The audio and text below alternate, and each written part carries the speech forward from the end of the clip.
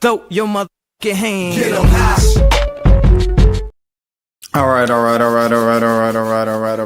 Welcome back to another edition of 1 a.m. As you can see, it's a bit of different edition, man, because we are live in the flesh. For the people on mobile, I know you can't see, but to my right is Jelani. To my left is RB Mo. Fellas, how are you doing tonight? Yeah, we're literally like, we just gonna break the fourth wall off the rip. It's literally what, like 2 in the morning right now? Yeah, 3. 2 in the morning. 2, 3, depending on what time zone you in, 3 in the morning. Fresh off Bourbon Street. Depending on the time zone, it might be like 11. Depending on the time zone, it could be 11. Depending on the time zone, it could be 3 in the afternoon. Exactly. That's also a possibility. It's now midnight too, and on the West Coast. If it's 3 p.m. where you at right now, go ahead and comment. Let us know. If it's 3 p.m. where you at right now, man, comment down below, man. You know what I'm saying? Comment in the chat. Shout out to the Asian community. Shouts out to the Asian community, you know what I'm saying? Shouts out to all 0 viewers in the chat right now, you know what I'm saying? We do it for y'all. Hey, shout out Dan, I know you coming. Shout out to Dan. Shouts out Dan. I don't know if I told you. So we went out last night, right? And so I get home and Mo was like, you about to stream? I said, you know it. So I stream, bro. It's about 4:30, like this time. So it's 5:30 East Coast, but Dan is Central Time Zone. This man Dan commented some fire emojis, bro. I said, Dan, go to sleep, bro. Please go to sleep, bro. Wait, hold on. You say it one more time? So we went out last night, just like we did tonight. I get back. Mo say, are you streaming? I say, yeah, we streaming for sure. It was 4:30 when I'm streaming, 5:30 Eastern. This man Dan comments some fire emojis. I say, go to sleep, bro. That's real. That's your biggest supporter right there. That's my dog. We got 2 people watching. Yeah. We got one. Now with the one person just dropped out. I guess they wasn't really. It's probably gonna get to about 18. It's probably gonna get to about 18 in the middle of it or whatever. Probably like 8 minutes in. It's probably gonna go up to like 18 random. We lost our one viewer. They'll be back. They'll be back for sure. Hey, we were talking about. I was talking to Mo yesterday about like just a random amount of people. It probably because like my channel's also like my name, so it's not like a D's Takes or something like that, like an alias. It's my actual name. So when people search my name, they see like my channel, and so there is no hiding, which I thought about. Like I never thought about that before, but when all the random people tell you about like the pod or like any other random video on my channel, I'm like, bro, how did you? And I'm like, my name is. So your name is what? Yeah, Slim Shady. Where y'all rank Eminem in terms of white rappers all time? Oh, before we get there, to answer your question, Sean, I'm doing well. Dang. Oh, dang. Did we ask him? No. I asked at the You beginning. didn't let him answer? No. We got into something about something else. Yeah. Oh yeah, that's when I said. That's when I just said that we just got on Bourbon Street.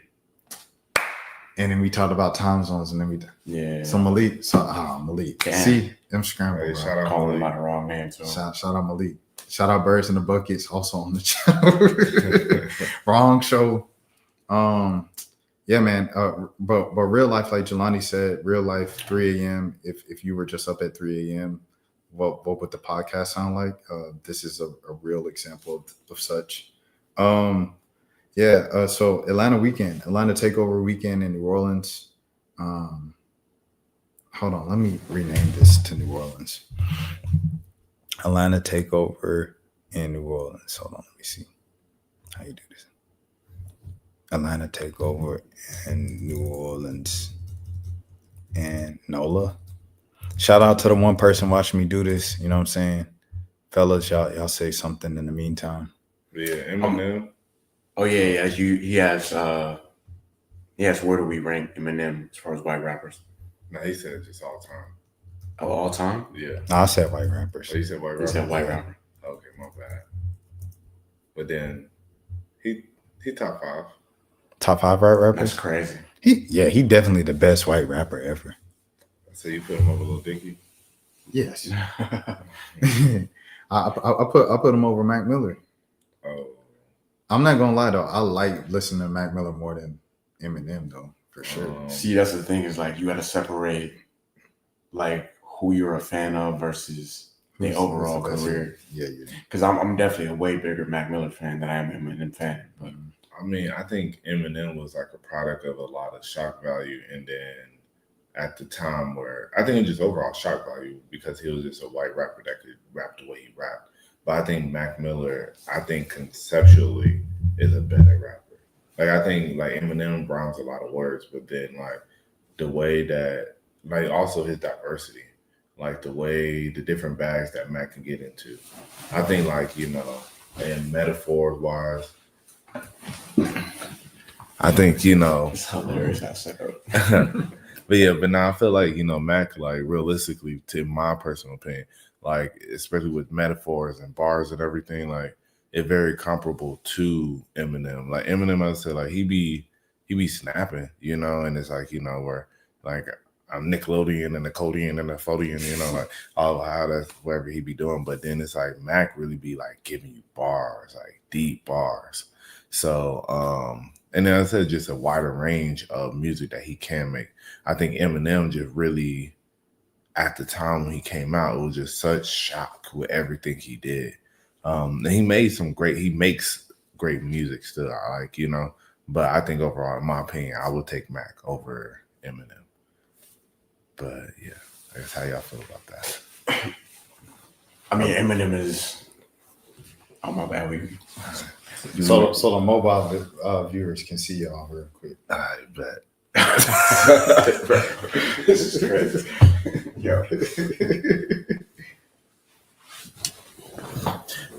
Yo, I'm just letting y'all know, like, we really dedicated to this podcast and stuff. We currently have no viewers, and we still, you know, this is for the people in the future that are watching the podcast after we blew up, like 5 years from now, going back and watching our older episodes. We appreciate you guys. But yeah, no, I think Eminem, I would have to say overall, even though he's not like my favorite rapper, I don't really listen to too much Eminem after the Eminem Show. Like that's the last real Eminem album that I really rocked with. You know what I'm saying? But I definitely would say he's the best white rapper. But then like I'll say I got Mac Miller probably too, as far as my personal favorites. Personal favorites, Mac Miller is one. Yeah. And then I probably have like Action Bronson too. Paul Wall would be somewhere there. So I mean, but are you giving this Eminem off of his like the sales? Like that what we talking about? Like no, not just sales. I mean, Eminem is just a good rapper. Rapping ability. The first 3 albums, like you can't deny the impact. Not even just sales, just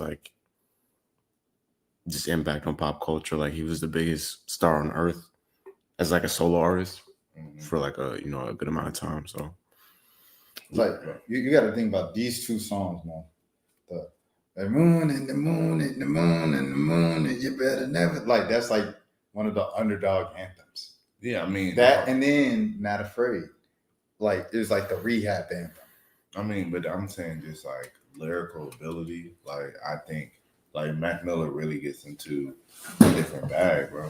Like I think about like Faces and I think about Faces and all like the different tapes that he done. It's like I don't know, it's like if Mac Miller stopped at Blue Slide Park, then okay. But for me, I think like as I said with Faces. Shout out my boy Dan. Hey, what's good, Dan? But yeah, if I say like for me personally, and just in my opinion, as I said, like I think about all that, and he flips words very well. And I think like Not Afraid and and what was the other song that y'all said? The moon and the moon and the moon and the moon. You better not lose control. Well, lose. But you don't know the words. The moon and the moon and the moon and the moon. Better lose yourself in the moment. Go, giving you this man said the moon, the moon. The moon and the moon and the moon. But I mean, yeah, I feel like, bro, like I said, Eminem be snapping. But personally, in my opinion, I would say Mac Miller. I think I would just personally take Mac Miller and his bars. Like, I grew up Eminem, my favorite rapper up to a point, until I discovered Kanye. And so, so it's not like I'm not a fan, but I just think I think if you just talk about impact, yes, like Eminem has the most impact. But if we just go on bar for bar, I don't know. I think Mac, because I think actually, okay, this is what I'm gonna say. Because I said, when you're thinking about the thing with Eminem that everybody always talk about is he just rhymes a bunch of words together, and everybody just be like, it don't. He don't really be saying nothing. Mac will say some deep stuff and then really get into it bad, bro. Like you really listen to Mac, it's like, bro, it's like, dang, he really just what he just said was it going over people's heads, Whereas nothing going over your head with Eminem, he just rhyming words. He can rhyme a lot of words. That's cool. And if we're gonna give that to him, the best rhymer of words. But I'm like, are we talking about just rap artistry? If we're talking artistry, Mac is a better artist. Yeah, I mean, you could say that as far as I probably agree with overall, just because Eminem not making no R&B song or nothing like that. Mac Miller could do that, but I mean, the thing with Eminem does have great song concepts. Like Eminem did make Stan. You know what I'm saying? Davey. I can't see what. It's saying I miss DMX. He was my favorite. Yeah. Oh yeah, no, definitely it's DMX for sure. DMX is for sure my favorite white rapper. That's crazy. Oh no. I heard they were telling stories that DMX was still robbing people when he was famous. DMX was multi-platinum, still robbing people. Big L too. Yeah, Big L robbing people makes sense though, because he never Big L never really made it out there. Respectfully, while he was alive, he never really made it out the hood. He was still in Harlem. Mace said it himself. Mace said he got lined up to get robbed by Big L. Yeah. Yeah. Shout out to rappers getting robbed. Shout out to Harlem. Shout out to the Harlem world for sure. But yeah, man, let's get into it, the recap of the weekend and stuff like that. Dan said he had to step outside just to listen to the pod, so that's mad dedication from Dan. I appreciate you, bro, as always. Salute to you. So this weekend, man, day one, Mo comes in, and it's the Hawks and the Pelicans. Hawks take over most of Smoothie King Center and things of that sort. They start chanting "Let's go Hawks" in ATL, and they beat the Pelicans by about 20 points. And they throw them in a circle. Put them through there. Oh, jeez. Yeah. So that was night one. We went to Bourbon and stuff like that. We walked around and everything like that. Showed them around the city. And I guess, Mo, just how was your first day down here in the NOLA this trip around? Man, it was cool, man. I went to go look for some crawfish, but it's outside of crawfish season, so didn't get no crawfish, but it's all good. Got me a little soft shell crab over on the east side. Went by the lake. The lake is crazy. I never actually went to the lake. She said, I like your love. Oh, that's real love right there. Yeah. I've never actually been to the lake. I've been down here a couple of times, but actually seeing the lake is pretty crazy. And I think that it's wild. It looks like an ocean, bro.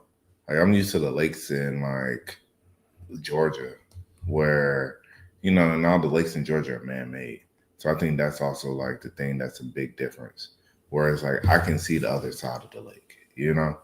The Pontchartrain. Yeah, Pontchartrain. Yeah, Pontchartrain. Pontchartrain. Bro, you can't see the other side, bro. That's literally looking into the ocean. So, but yeah, man. And then from there, I know the Atlanta Takeover, the Smoothie King, but I went out to LSU, saw them do their thing for a little bit. I guess go Tigers. But man, it was a cool experience, man. It's my first time ever out there in LSU. Second ever SEC game. Went to UGA for a game before, but yeah, the LSU game was fun. And then we came back. And then shout out to Loretta's. Loretta's got some beignets. I got some praline beignets and a crab cake. Crab meat beignet. Bruh, crazy.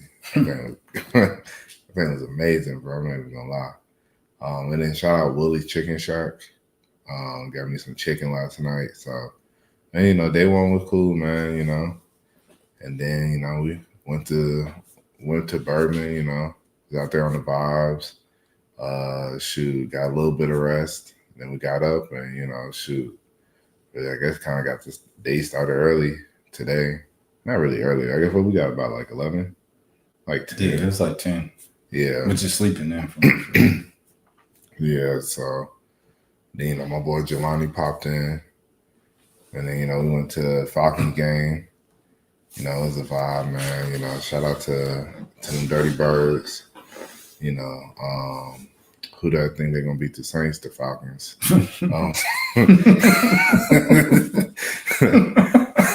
But yeah, man. Yeah, it was crazy, bro. This whole weekend, bro, like we really Atlanta was just like live in effect. Like I've always heard stories about how Atlanta be mad deep for this game, and but I think it was just extra deep because they're playing the Hawks and and then probably lining up with like Thanksgiving week because there's probably a lot of people who don't have to work tomorrow.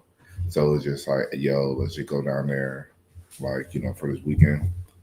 So yeah, man. Finger red, number 1, metal, yellow, first, red, text.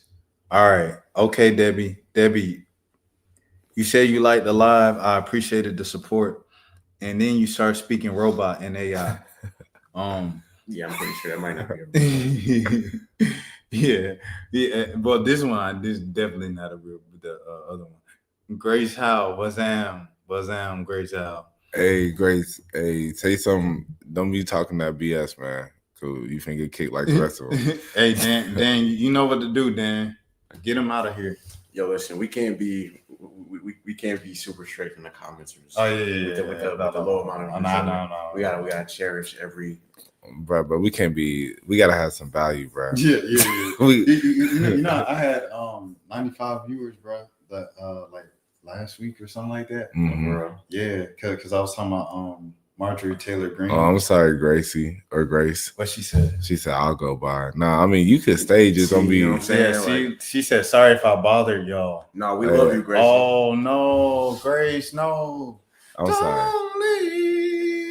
It's my fault. It's really my fault. I do apologize. All right. But yeah, the rest of y'all, blue, black, yellow, 4-5. This low key is not even like a real episode. This is really this is a real episode, but it's not a real episode at the same time. Like, why not a real episode? I've been up since it's like 5 in the. I don't know if actually, you know what, this is not only is this a real episode, this is the realest episode. Because in person. Because we're in person. Rashad, my boys won today over the Eagles. Yeah, man. Dallas came back from 21 down. Hey, man, I got a quick hot take, bro. Yeah. So first off, I want to say, Will's out there on Bourbon, man. And, shout out to all the women out there that was, looking beautiful. But in particular, there was one young lady that we saw. Shorty was like 90s fine, man.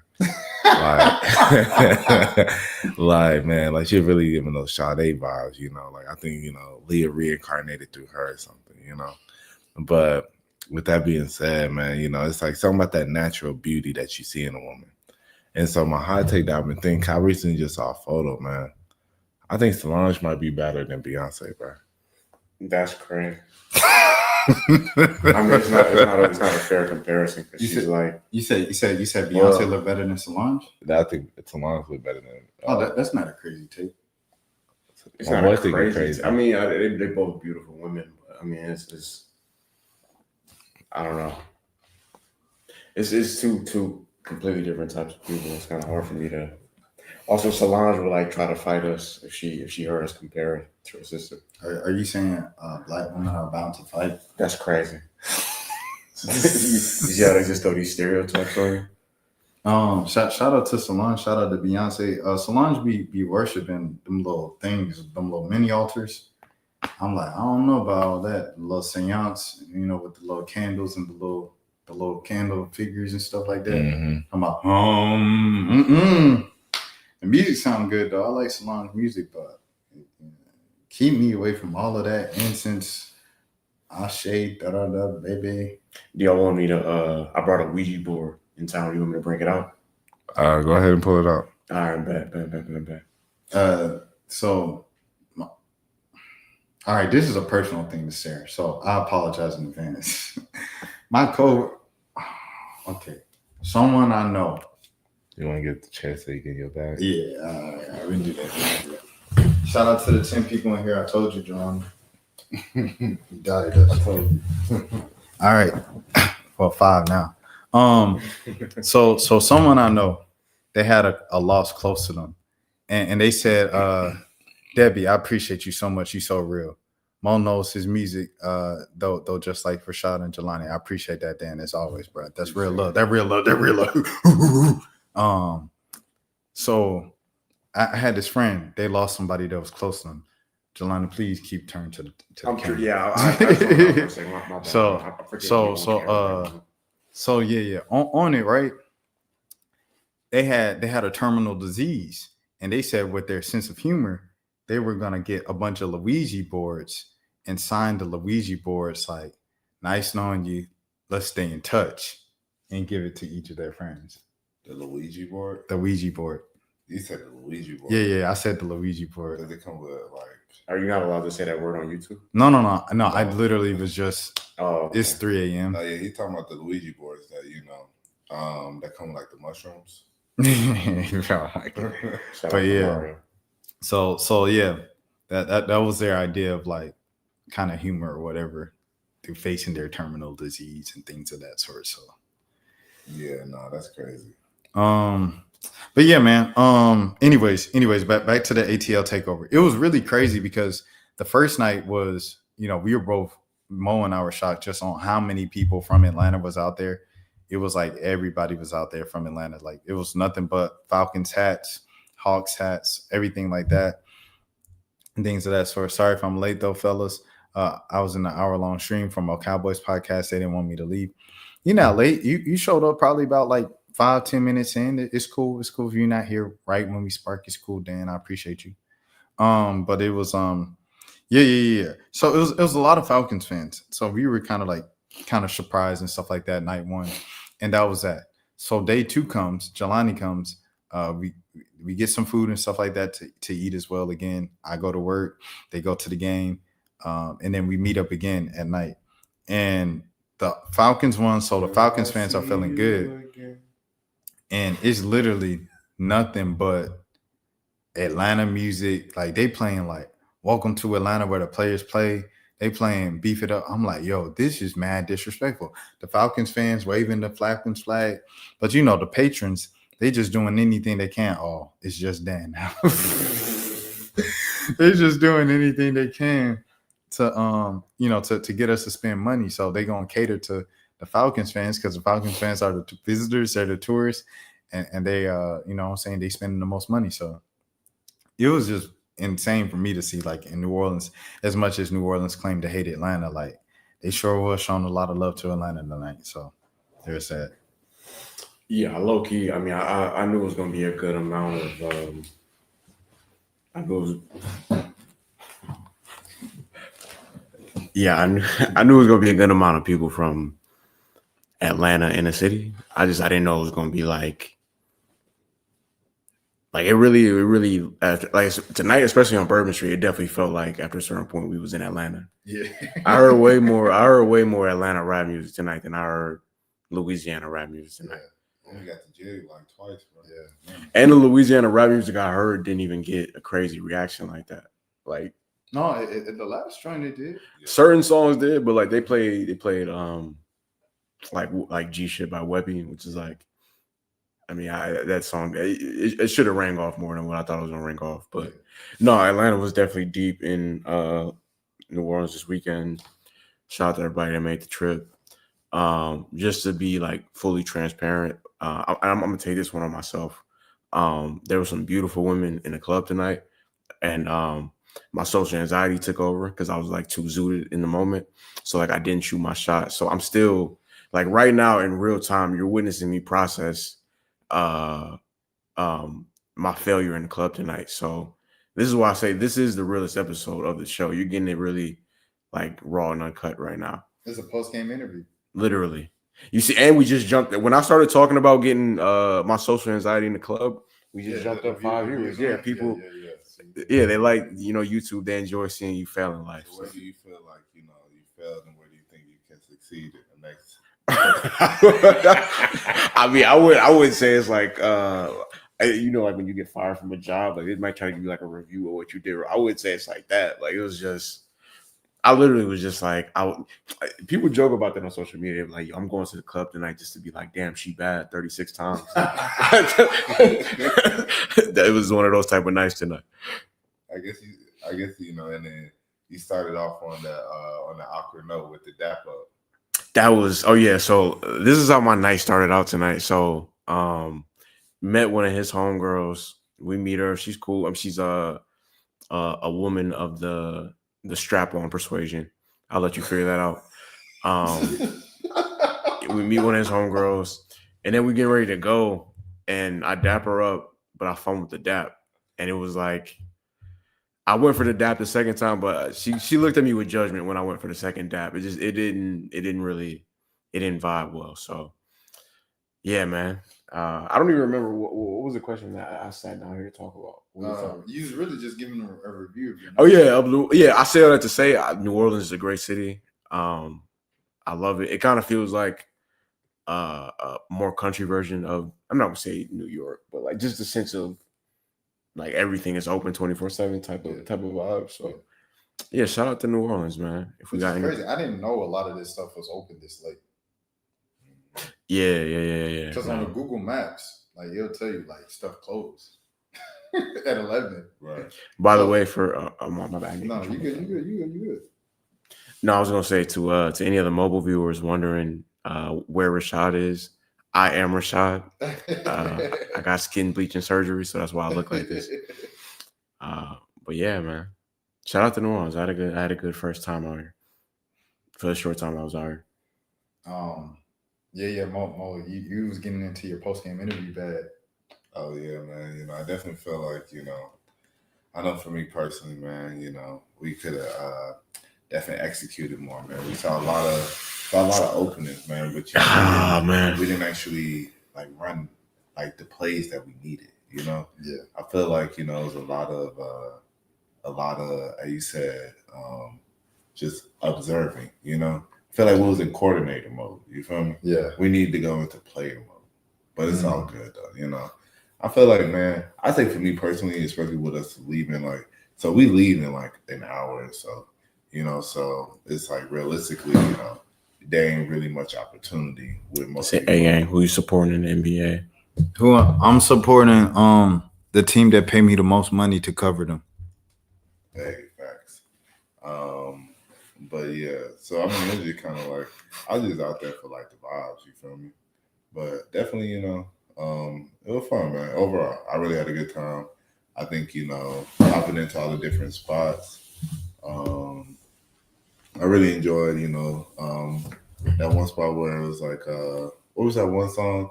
Jelani was like, bro, why are we here? Like, when they were singing. Which one? It was like it wasn't karaoke, but it was like where the black dude was singing, and then girl was about to sing Adele. She was about to sing alone. Yeah, I forgot what the other song was. Yeah, but overall, it was fun, man. I had a great time. Let me see who Lamar Hernandez Smith is. The only Lamar that I know is Lamar Jackson. DJ also played R. Kelly Bump and Grind tonight. Oh yeah, that was crazy. Completely unironically. But that shows you like the is this him from I don't know. That's track and field. But it was really one of those like the internet isn't a real place moments and stuff like that. I was just checking my email because I wanted to see if folks email me back anyways. But yeah. We are reporting this live. Facts. We reporting this live. Shout out to E West in the building, man. Him talking about shout out Dan as well. Everybody else left though. Let me see. The Hawks are playing way better than my Mavs. That's real talk. Facts, man. He said, oh boy. But yeah, okay.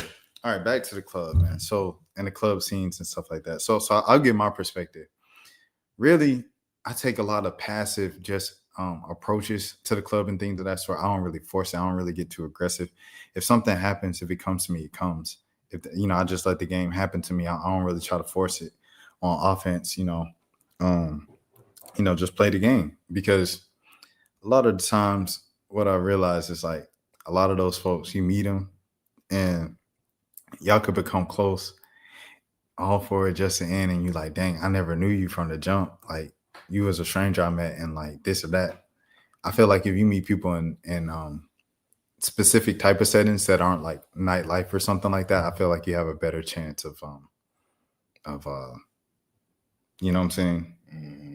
Like a longer success rate and things of that sort, as opposed to just we had a passionate fling or like feelings or interest for each other for a couple of weeks, and then we really got to know each other beyond just like, I thought you looked cute in the club. I don't know. I think of that stuff.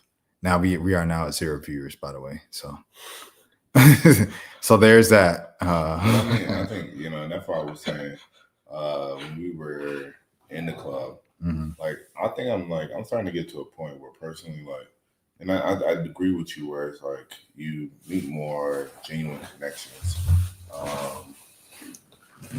You make more genuine connections from women that you meet outside of like these settings. Like it always.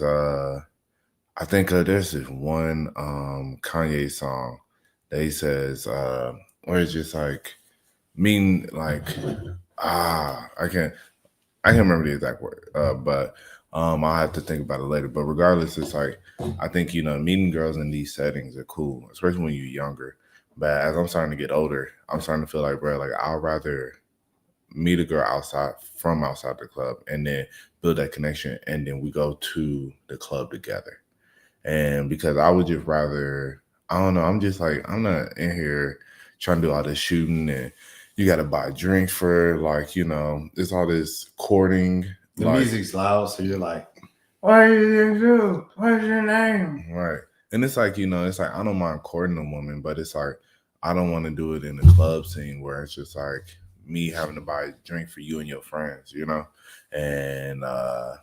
we just, I don't know, it just don't be feeling worth it all the time, because it's like a lot of times at the end, like y'all exchange contacts, and then it's just like maybe something becomes of it. But I've never met a girl in the club and then that became like we seriously talking. It was a good fun night, but it don't ever really develop into like a real relationship. At least not from from my experiences. It's like most of the women would be like very kind of either one off, or it's just like maybe I will link up again at the club, but I don't know. So, but I said overall, I would rather have me a shorty and then go to the club with her, and we just vibe.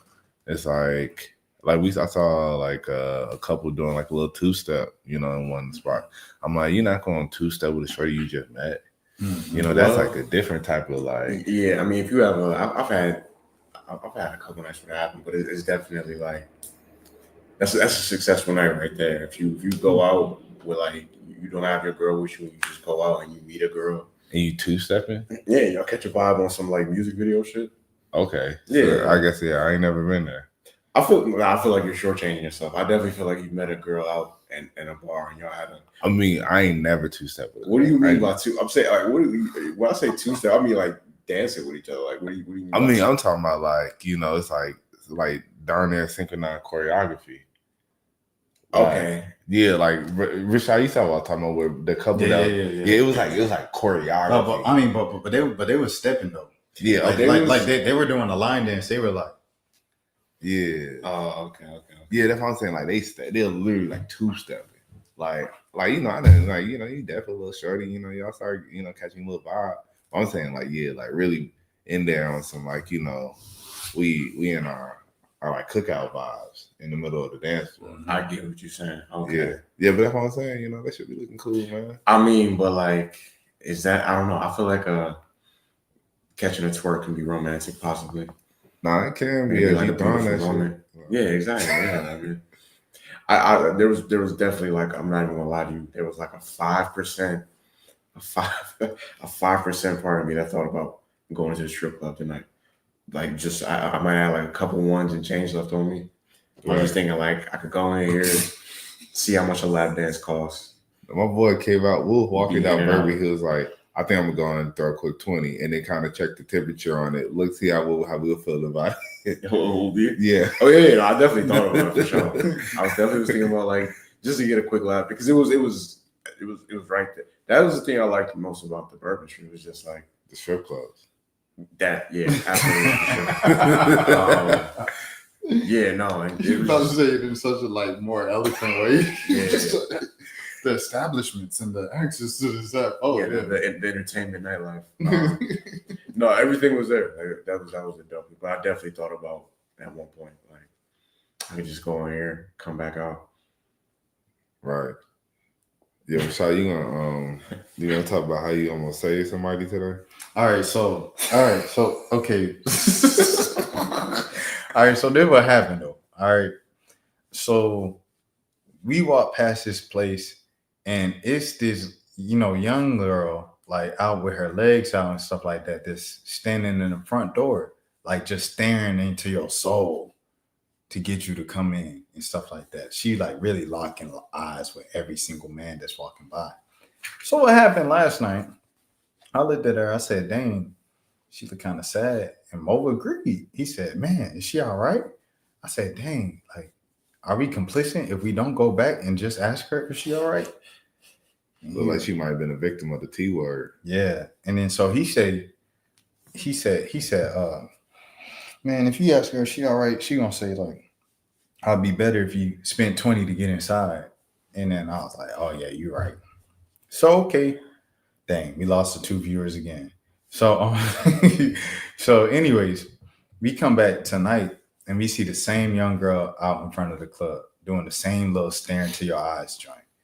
And I said, okay, all right, what we doing?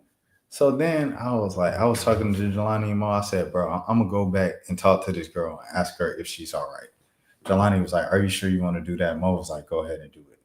So after like 2 minutes, I just did it. I just walked over there. The security man was like, you going to the gentleman's club? I said, yes, sir. And he said, all right, it's right there. So I peeped around the corner and I seen, they had the door open, the front door. And they had 3 women up there. And it was like a white girl, a Mexican, a Hispanic woman, and then someone of another ethnicity. And the girl that we talking about is black. So I'm like, where'd the girl go? So once I seen that, I said, what I'm going to do if I walk in? I'm going to be like, hey, ladies, the black girl that up here that be looking sad, can y'all bring her out so I can ask her if she's sad? So I just turned around. I looked at them. I was like, all right, y'all. And then I turned around. And we continued to walk up Bourbon Street. It just was what it was. So I left my cape at home, but I was thinking about, at least like introducing you to the program of like, it don't have to be like this. Like I seen E. Kane was arguing with Chris, her baby daddy, on TikTok. And then she was like, I ain't paying your rent this month. And I was like, E. Kane, you ain't got to live like this, girl. Right. Shout out E. Kane, Yeah, I don't know who E. Kane is. I'm the father that stepped up. That's all you need to know. Man. Yeah, I'm going to be honest with you. Like I just turned 30 years old 2 days ago. And I might have said this before, but the older I get, like the more in favor I am of just paying for it. Like it just makes life so much easier, man. It's so like, I'm thinking he's gonna talk about being a stepdad, bro. Oh no, man. I was just thinking about the night, like it was just like, dang, I should have went to that strip club. No, not even that. Just in general, like you should be outside of. I know prostitution is legal in Vegas. It should be legal everywhere. You should be able to just like The Same. craziest part about this is we started talking about like how you didn't speak to nobody. Well, we didn't speak to nobody in the club. And because you got social anxiety, and you was like, yeah, I should have just paid someone like instead of approaching them. That's the craziest part. You know what's great? Like I approach women. It's just I be having I'm like a streaky shooter. Yeah, no, I feel That's why like I have them nights where it's like I don't mind striking out the whole night. I'm shooting, yeah. And then I have nights like tonight where it's like, you know what? I got a nice spot on the wall. I'm chilling. I had no awkward interactions tonight. Yeah. I'm gonna just take I'm gonna take that as a win for tonight. I think I'm a bit jaded, bro. I'm just a bit jaded. Why are you jaded? About what? So y'all know 1 a.m. y'all getting a 1 a.m. exclusive. I mentioned this like kind of in passing. Actually, hold on. Save this for the Patreon. Nah. Hey, shouts out to the Patreon supporters. Shouts out to Dan.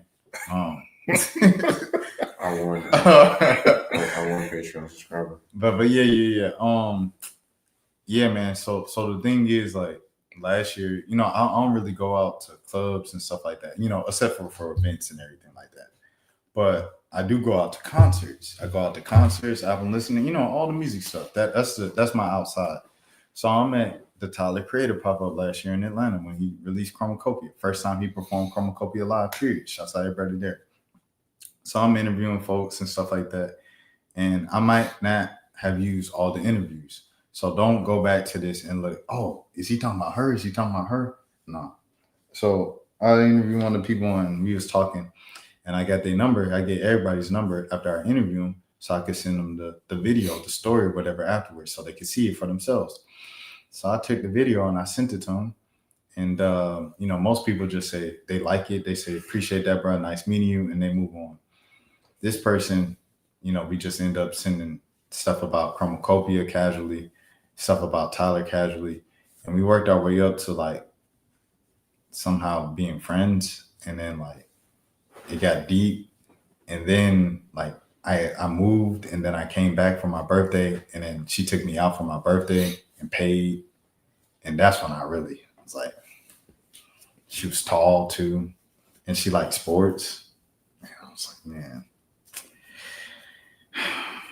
Yeah, bro. So, well, do you if you don't want to share what happened, you don't have to. No, it was so she's back in school because she has some health issues in her 20s. So she's late 20s and stuff like that.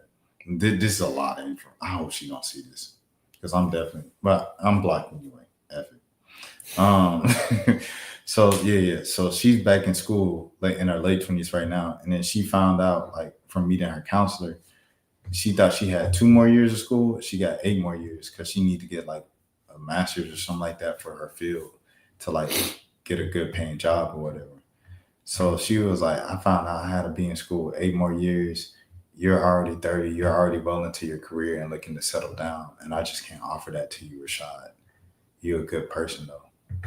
And then that was it. And then I was like, dang, well, it was nice being your friend.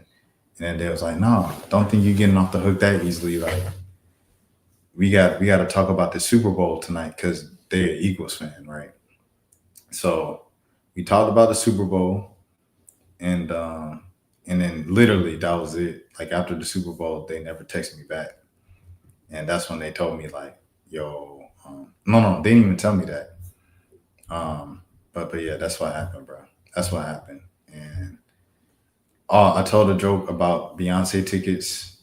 I was like, thank you for telling me this before Beyonce tickets went on sale. They was like, what do you mean? I was like, the Beyonce tickets is like $1,300. And they was like, what? And then they blocked me. And that was the last time I heard from them. And so, yeah. So that's pretty much kind of the whole thing. That's the whole gist of the story. And you still recovering?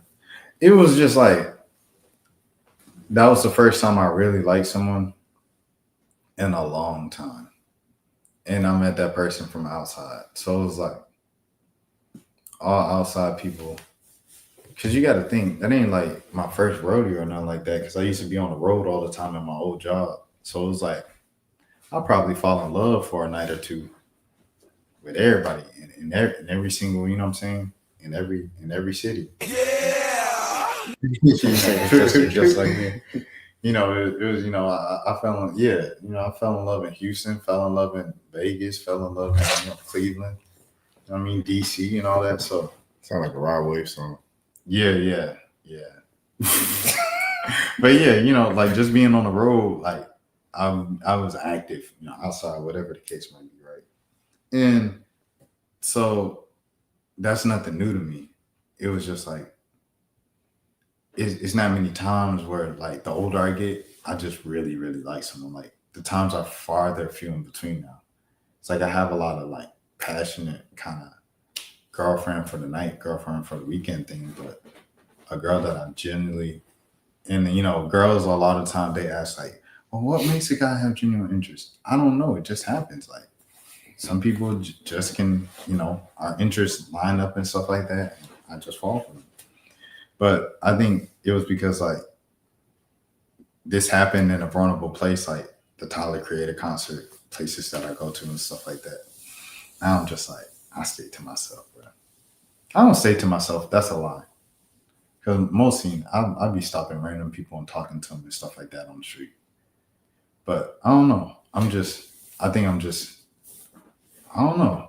I don't want to do that again, to be honest. That's a real life therapy session at 2:45 in the morning. Yeah, I'm just, I don't know. It's, you know, I'm paid in full when he's like, I love the game, I love the hustle. Yeah, Like I'm with the heartbreak, bro. It's not like, obviously I don't want to like meet a girl and get my heart broken, but I don't know.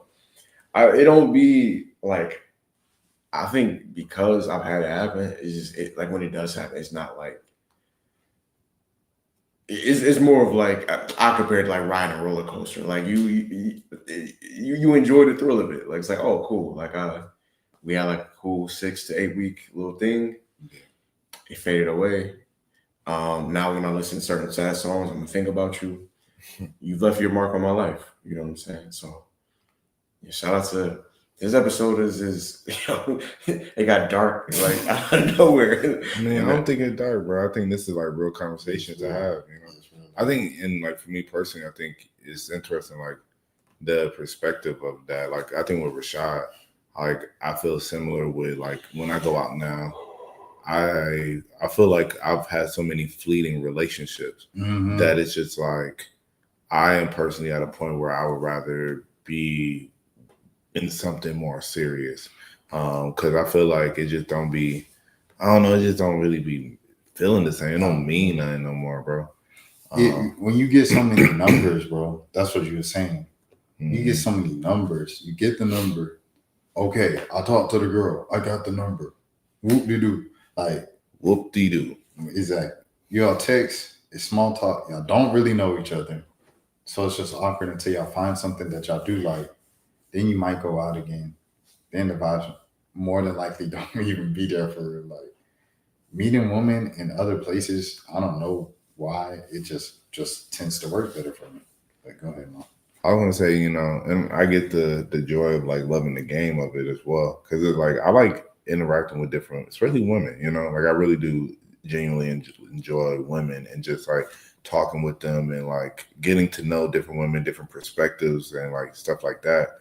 But I think it's I don't know, it's like as I said, like for me, I don't, and if my perspective is not really even like about me getting hurt, I don't be feeling like dealing with all the emotions that comes with it from the other side.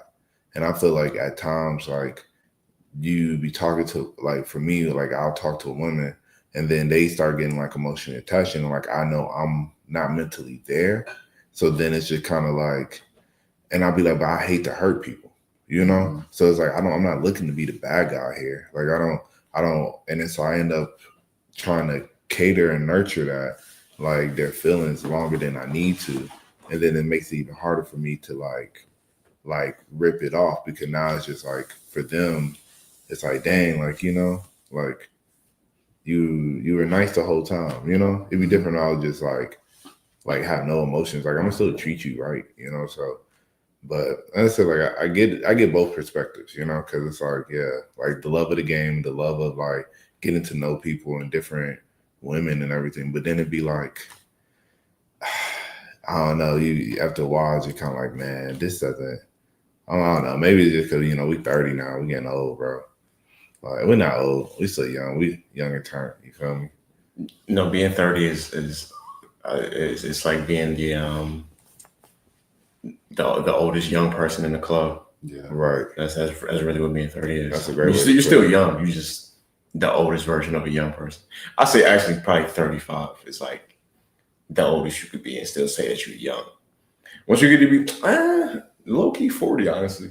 I think anything below like 50, depending on who you're talking to, can be viewed as like young. Facts. Yeah, maybe like 45. And then 50 is like midlife type deal. Mm-hmm. Well, I don't know, because we black men. As a black Don't man, do that. you middle aged as a black man once you like 35. Don't do that. That's a No, I know it's a statistic, but yeah. it's also the statistic. We want folks to make it past 25. So We're not supposed to make it past 75. Hey man, you know, with the barbecue and you know, that's high blood pressure, man. That's bad food, stress. No, bro, you seen that Childish Gambino joint? Yeah, we were talking about that. Yeah, That's he had crazy. like a hole in his heart or whatever. And a stroke. That's crazy. Shout out Childish Gambino, though. Yeah, shout out Gambino, man. What was the thing I wanted to say?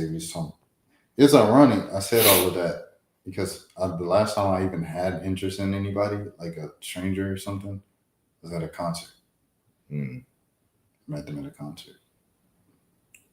Hey, that's crazy, bro. I hope you know. Maybe you need to go to more shows. Yeah, like concerts. Nah, Said, what you here for? You here for this act or this act? I'm here for love. I'm here for you.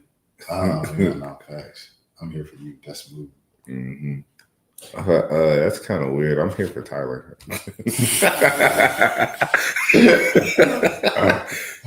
I really like the last album. I'm going to a concert to look for love. It's hilarious. Yeah, I'm going to concert. Nah, Lil Dicky, bro, had a tour, the Looking for Love tour, where he literally had a game show throughout the show to like find the best contestants for his love, to compete for his love. And like he literally, some of the women, he would bring them backstage, he'd get their numbers, and he'd like try to talk to them and date them afterwards. You remember what Blueface was like? Everybody, let's get naked. Let's see who eat pussy the best. Right. For some reason, that concert made me think. That concert made me think of that. Like I'm gonna just have a concert and use it to my event. Because if I was an artist, I probably would do stuff like that too. Like like when Chris Brown be doing the meet and greets backstage, I'd probably do mine for like $100 just to just to brighten our horizons a little bit. Jelani gonna be like, "Hey, I got $1,000. Everybody get naked." Matter of fact, I'll pay y'all for the meet and greet. Right. I'll pay y'all to come meet me. If you're bad enough, I'll pay you to meet me.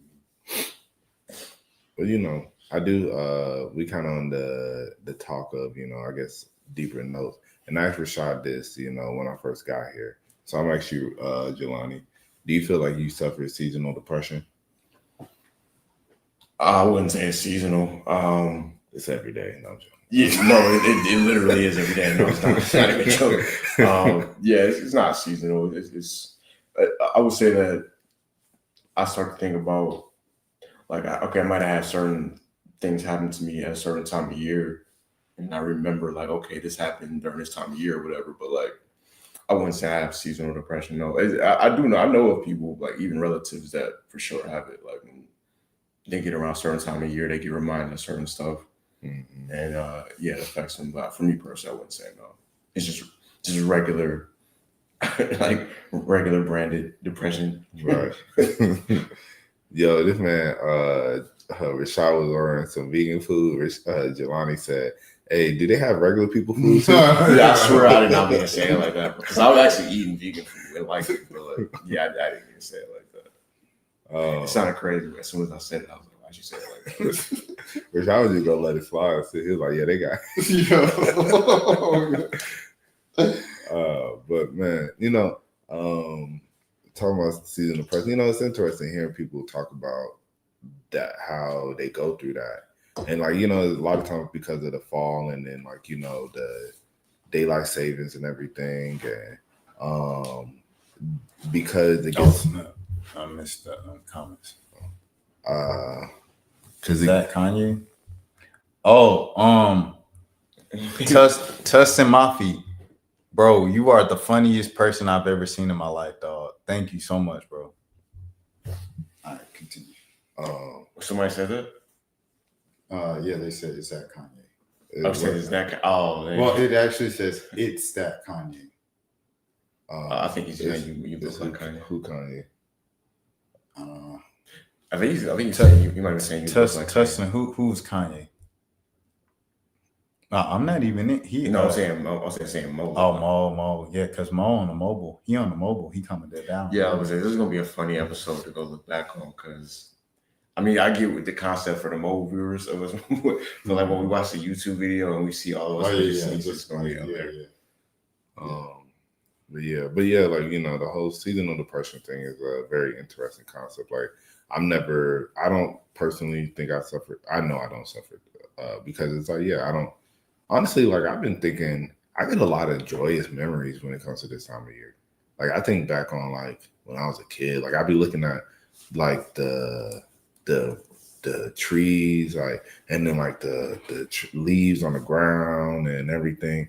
And I don't know, I get this feeling of like just when I was younger. I don't know, like, and it's crazy. It's like I don't even know the exact. It's not even me thinking of an exact moment.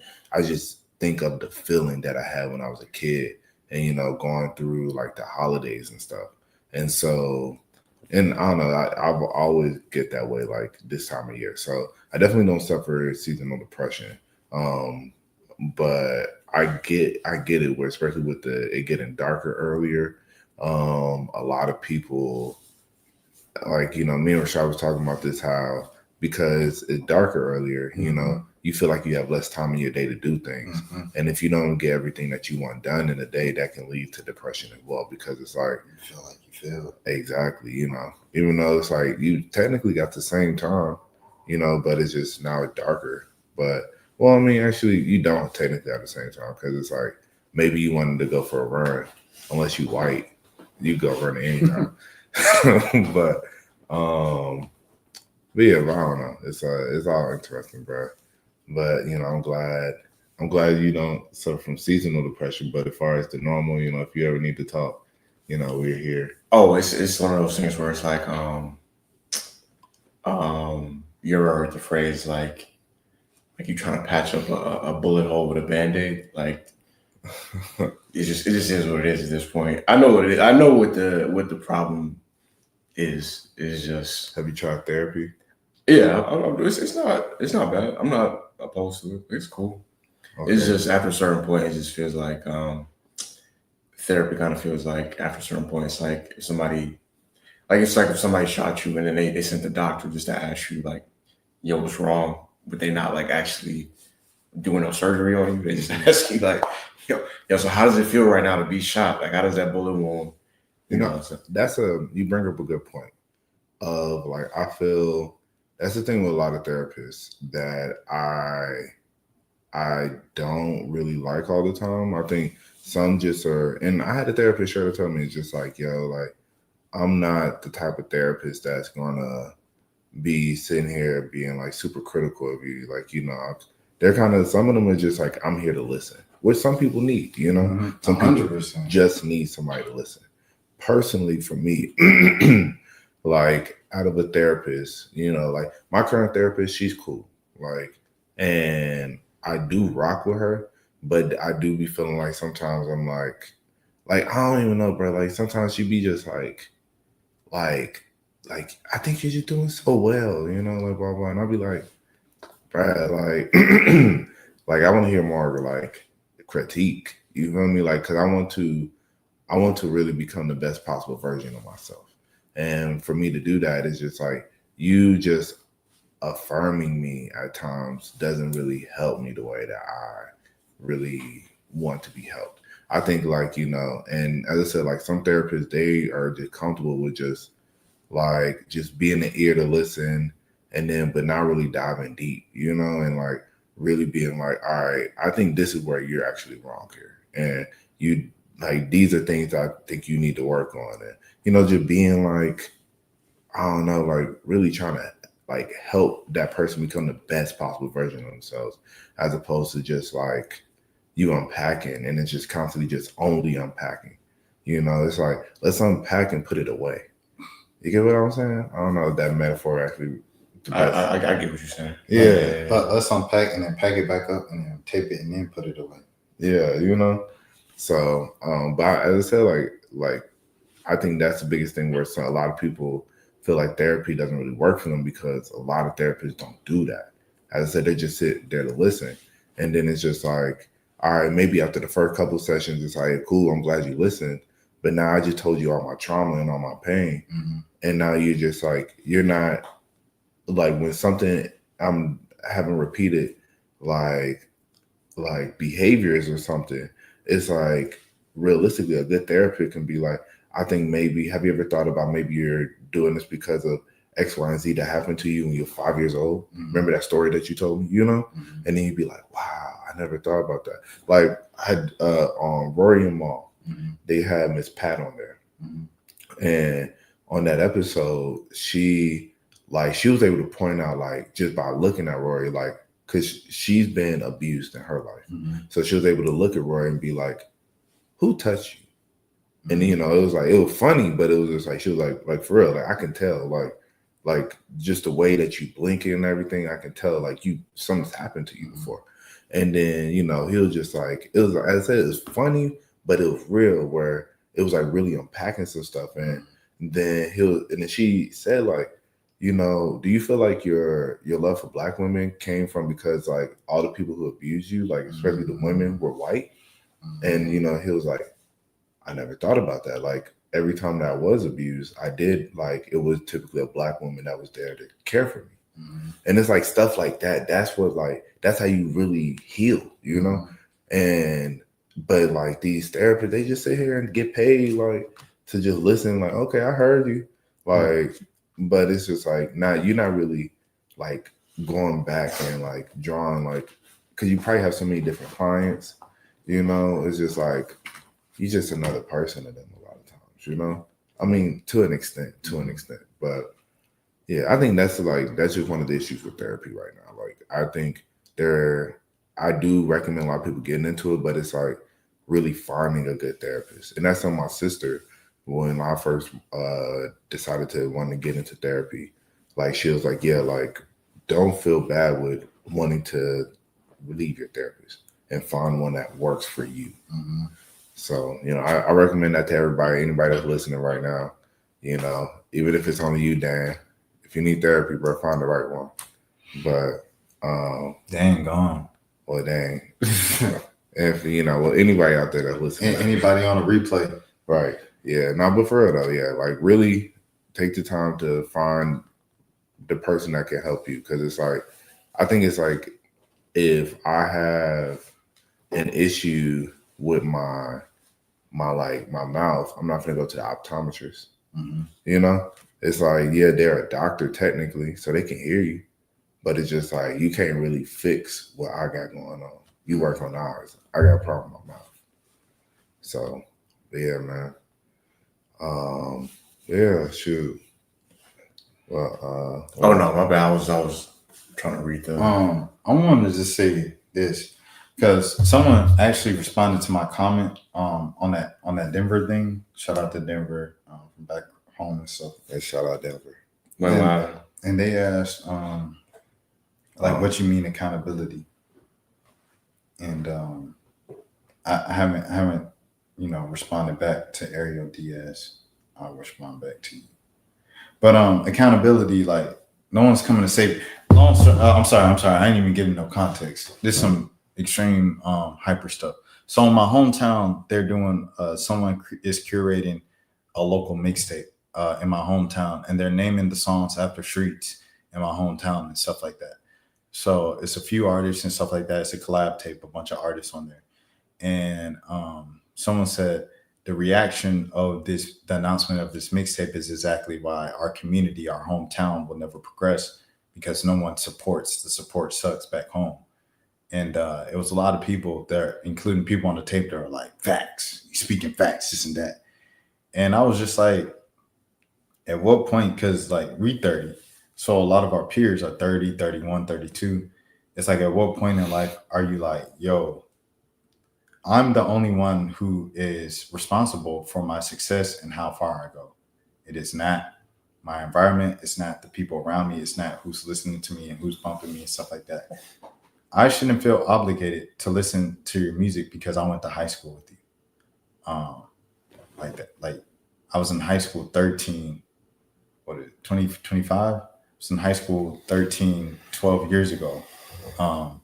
So to ask someone who knew you on a daily basis, on a real level, a decade and a half ago, to support you on your current venture just because you decided that you wanted to do this new venture is insane to me. Like, you can make it, you can do it. You can do it on your own. Like, you have the internet. Literally, if you posted a song, Russ posted a song every Friday for 2 years straight, or I think he still probably does it. Release a new song every Friday. You're going to make it. Like, the person who made it out of our hometown, out of all the independent artists, is Tony Snow. Tony was dropping like 5 tapes a year. He was dropping like a Christmas tape. Remember, he dropped the Christmas tape. He dropped the Christmas tape. He dropped So and So the World 1, So and So the World 2, So and So the World 3. He released an album called Tony Snow. He deleted that. He had a collab album with Dark Side Mally, formerly known as Northside Mally. He deleted that. Like, it was so much stuff that he was doing year after year after year. And even if some stuff would catch on and I get a couple thousand plays, if we weren't feeling it, he just deleted off the internet. And eventually, bro built up a catalog and one of the strongest underground followings in all of hip hop in the past decade. And it's just because he just kept posting. He just kept working. Like, I say it all the time, like, Tony might have even been in a position where rap might not have even been his calling, hypothetically speaking, right? But he just worked so hard at it that he gave no other choice for it to be his thing to work from. So, these days with the algorithm, you go to Cal Patel. I'm the decent man. Like, he posts that reel walking 5-6 times a day. He's done it every single day since he released a song a year and a half ago. Like, there was no other choice but for Cal Patel to eventually pop, because he just infiltrated the algorithm. You can infiltrate the algorithm if you want to get popping. Like, that's literally as easy as it is nowadays. Like, I've grown my platform. I've done all different types of things. Okay, we're going to spend more time in editing. We're going to do this. We're going to do that. I've done it all. The thing that has helped me grow my platform, regardless if a video gets viral or not, it's just literally posting all the time and posting as consistent as possible. That has grown my channel, and that will get me to my goals that I want for the channel: 10K subs, 20K subs, etc., etc. I'm going to get everything that I want from this, because that is literally how the internet works now. We live in a time where you can be as successful as you literally want to be. You don't have to have a viral moment. You don't have to be super entertaining. I don't have to, hey guys, I don't have to do that. Sometimes it will help you if you do all that to get the success quicker, but you can just post, just exist in the space consistently, get in people's faces. Someone out there in the world, 8 billion people, is going to give you a chance. That's how you build a following. That's how you do it. It's all on you. I never promoted, y'all know, when have I ever sent y'all my YouTube channel and said, hey, bro, please subscribe to my YouTube channel? I'm doing it. I ain't never asked my friends to subscribe to my YouTube channel. Now, we might have discussions of like, yo, I'm trying to get 5K subs, this, that. But that's like well after they already knew about my channel. I don't promote my channel to my friends. Like, I literally just started posting videos from my channel in the past year because so many people started finding out about it. But it's because my friends aren't my audience. My audience is people like Dan. My audience are people like SSB. My audience are people like Zero. My audience are people like Flip. My audience is people like Today. You know, these people from all around the country and all around the world who have supported me throughout the years in different times. You know, going back to Joel and Terrell and, you know, that crew, and going back to Carl, Matthew Chan and that crew back in 2021. Like, it, you know, there's going to be someone out there that watches your stuff and appreciates your stuff. So instead of looking at why don't these people that I knew from 15 years ago support me, look at the big internet that can support you. And the random person in South Korea that's going to think you're the best rapper in the world. Focus on that person. Don't focus on me because we worked at Wendy's together in 2012.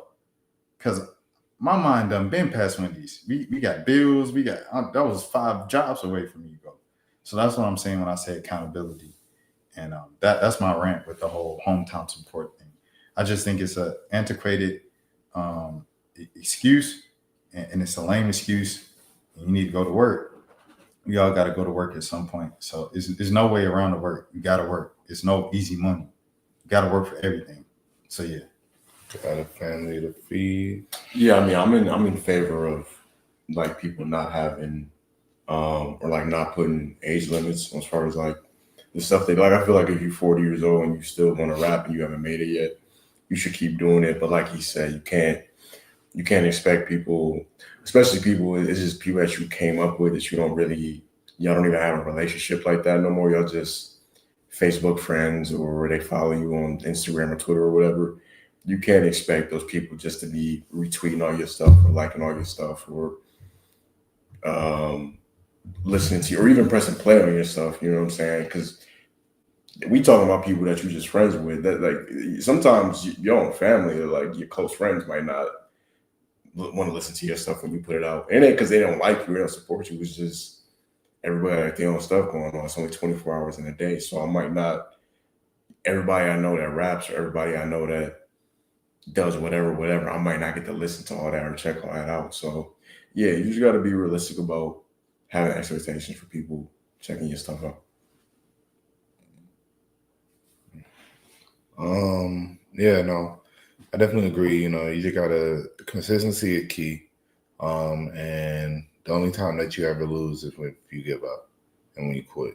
So I think it's like, you know, if you're looking for the support of a particular artist and you're not getting it, that doesn't mean to just quit, or, you know, that doesn't mean that you have to keep searching for that particular audience over and over. You have to start expanding, you know? So, excuse me. So I definitely agree, you know, it's like people have to, I think like, you know, back on, if we're going to get biblical, you know, Jesus, like, he wasn't like loved and like really, he wasn't really seen as a prophet in his own hometown. Like literally they said like, aren't you from Galilee? Like they don't name one prophet in the books that have ever came from there.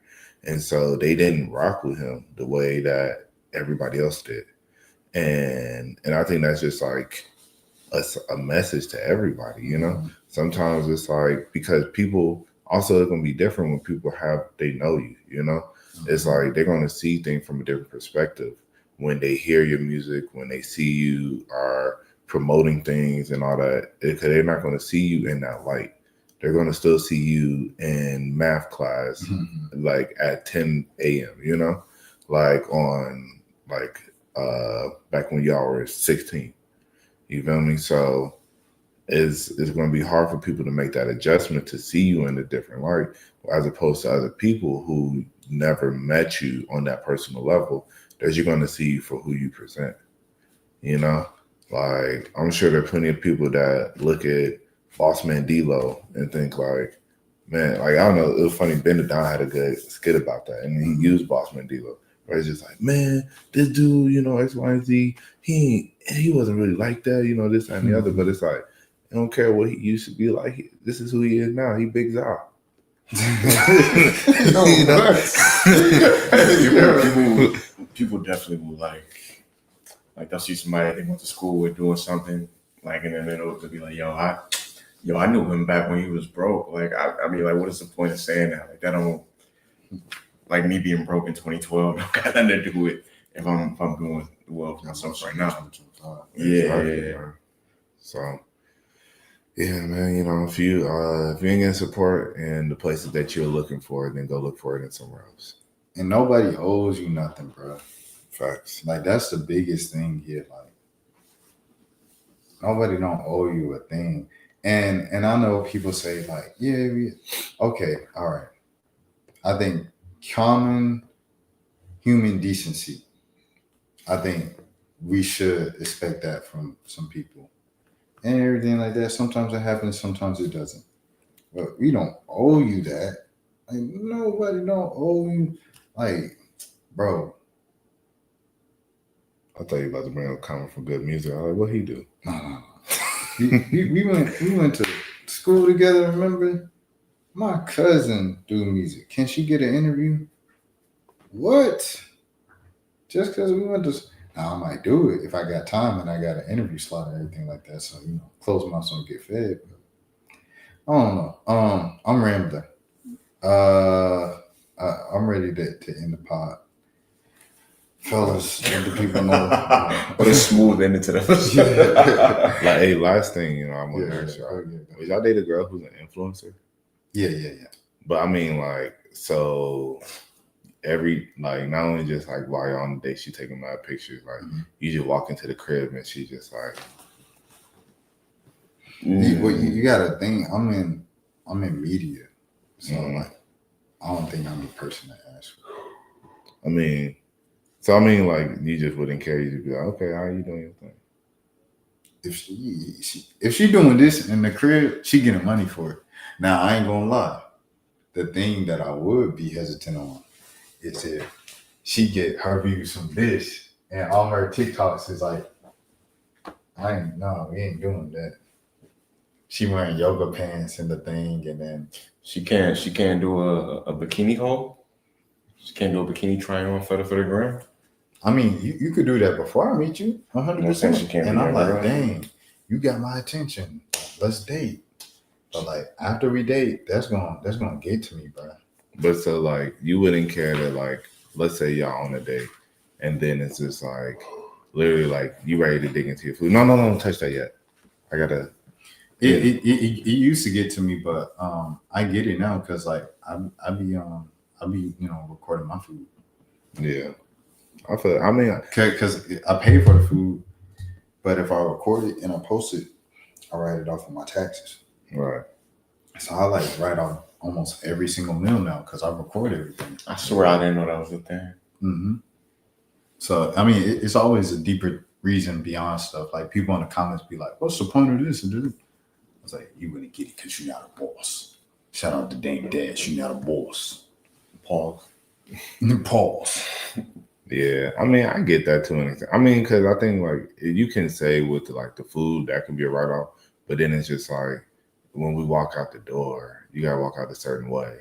Like I need you to get this angle while we walk. Oh yeah, that's definitely annoying for sure. Yeah, and that's why I say like because it's deeper. It's literally every aspect of everything they do. They feel like it has to be done a certain way, and it's like yo, I'm just trying to chill, man. I think one that would be difficult is a live streamer. Mm-hmm. Especially an IRL streamer. Yeah. Because I don't want people knowing where I'm at. Mm-hmm. I stream every day. I don't be streaming in real life. I don't be streaming outside because I don't want people to be knowing where I'm at. Right. No, I agree with that. Yeah, no, that's a little bit too much. Mm-hmm. Like, because them people, they don't really know how to. Like even the people that stream at home, certain people they don't know how to turn off the difference between like streaming and real life. But the IRL people they really don't know like when to turn the camera off.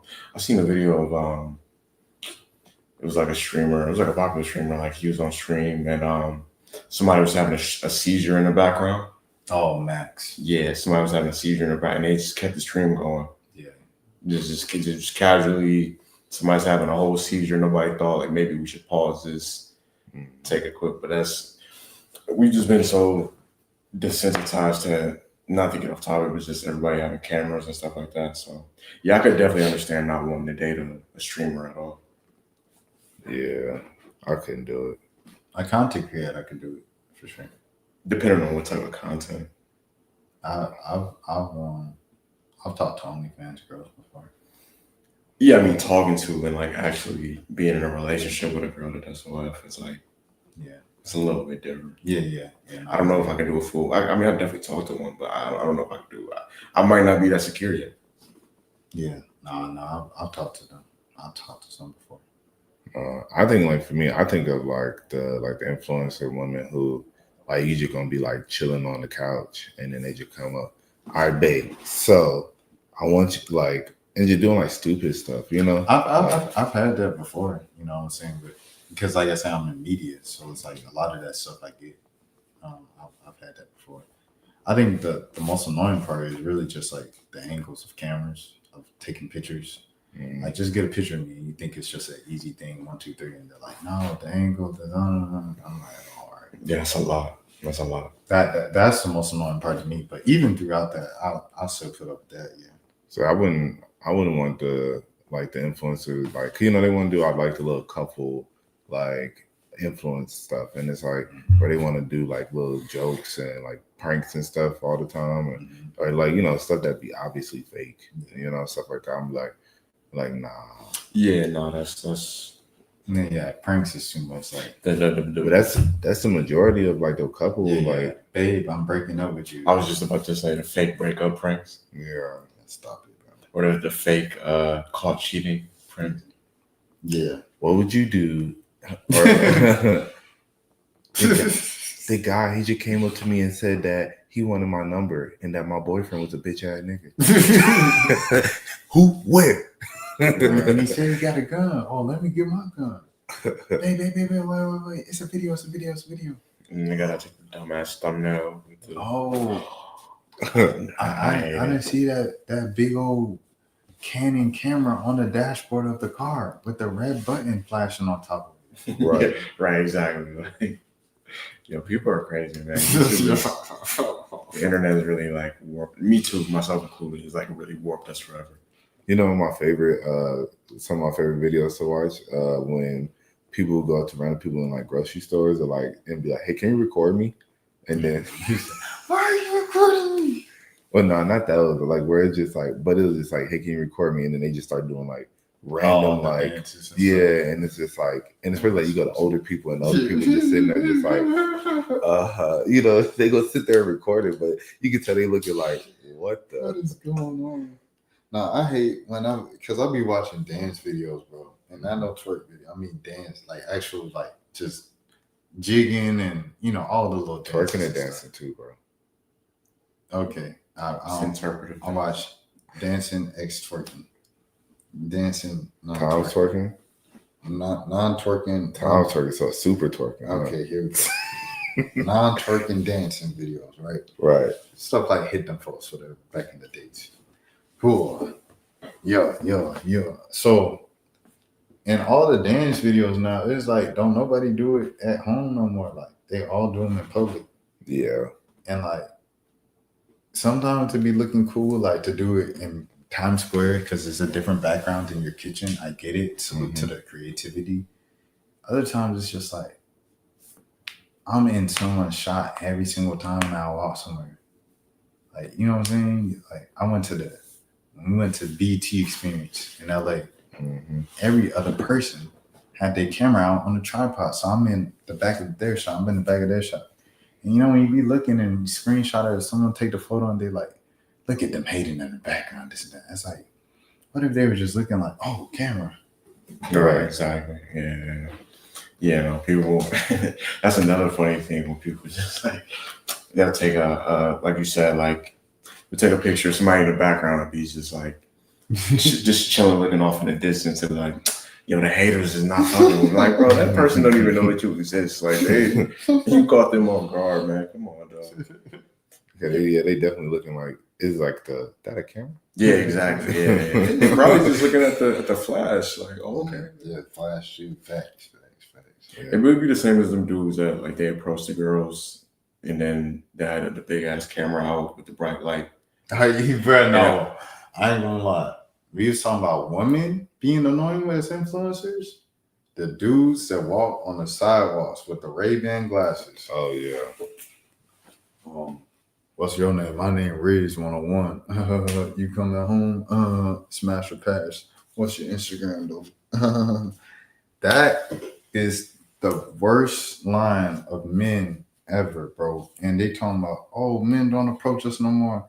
So what did men do? They turned it into content. I'm gonna approach you and I'm gonna turn it into a TikTok without your permission. That would be the most head bro.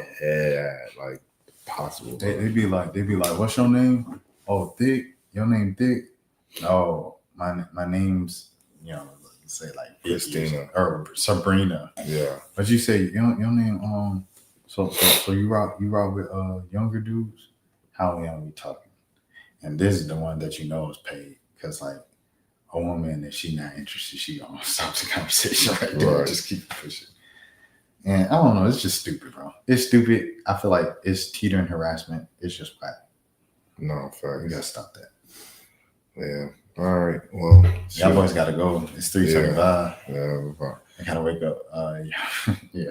Hey man, so we appreciate y'all. If y'all ain't here right now, thanks for listening. This we got 2 people in here. Shout out to all 2 of y'all, man. Shout out to the 5. Shout out to we had 10 at one point. We had like 19 at one point. Oh, we had. I told you. Yeah, man. So hey, shout out to the little things that count. Yeah. We appreciate y'all. Want to give a shout out to, I started off with this, I want to end with this, all the 90s fine women, man. We appreciate y'all. And New Orleans. Yeah. Hey, if you ever run into this live, you know what I'm saying, you know who you are. We got a comment. I hate police because of social political justice. You hate police. I hate them because I love drunk driving. We are not the same. Who is this? So Booter.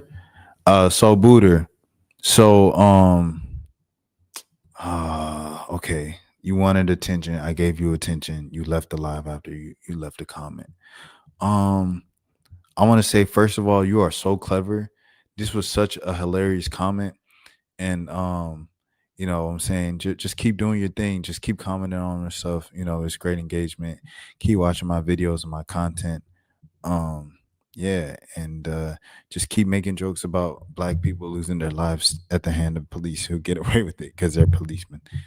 All right. With that being said, anybody else want to say?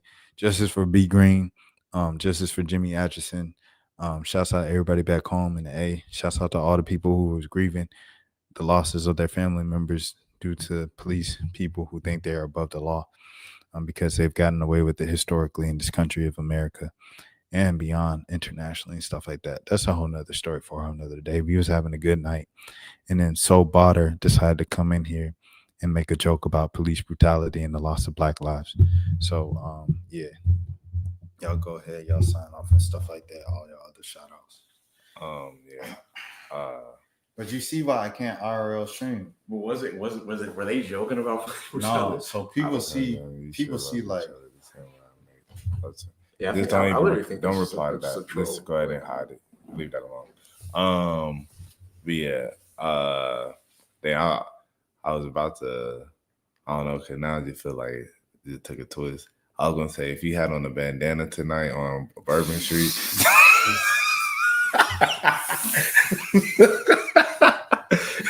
Hey, your homegirl got glasses with a white top. Hey, yeah, shout out to y'all, man. But hey, homegirl, the one on. Hey, Jelani wanted the one with the glasses, so the one with the glasses hit up Jelani. Yeah. Jelani, give your Twitter. Underscore Jelani 2 underscores at the end. You know what I mean? If somehow the 1% chance that you know that specific person. It's greater than 1%, bro. Yeah. No, I'm not talking about of people. I'm saying of her specifically. I'm letting you know how many times like I go somewhere with people and then they'll like see my videos on my channel afterwards. Oh, for real? Yeah, and then they'll be like, because this is titled Atlanta Takeover NOLA recap. Yeah, go ahead and clip this part. But hey, man. But yeah, but for real, Rashad, appreciate you having us, man. I had a great time. I'm sure Jelani had a great time as well. Yeah, you know. I appreciate y'all for coming, bro. Like, I don't even I realize every now and again, probably every few months, I'm like, yo, the last time I had someone here, and it'd be like months before. Mm-hmm. And I'd be like, I feel so connected because I'm constantly on the phone because people constantly, constantly in communication with folks. But in reality, I'm just be here dolo. So it's like, it's nice to have folks here in company and give me a good reason to clean up and everything like that. Yeah, so I appreciate y'all. No problem, man. No problem, bro. But yeah, hey, we appreciate y'all. You can find me on Instagram at rbmo___. Find me on TikTok at rubberbandmo. I might try and put a little video together, recap New Orleans. And then, you can always find me on X at monos__. But yeah, so shoot, we appreciate y'all. Y'all stay safe, man. Keep y'all heads up, man. I'm gonna be real. I done seen some crazy stories the past week. Some with like personal family members and some with, some random person. Just a lot of crazy stuff, but it could all be worse. Keep your head up, stay prayed up. And man, we're gonna get through it. But yeah, put God first. We love y'all. And yeah, and it's about her. Keep driving. Just don't drive drunk. Bye. Oops. I clicked the button. I'm trying to end it. Oh, this is awkward. All right. Throw your motherfucking hands. Get 'em high.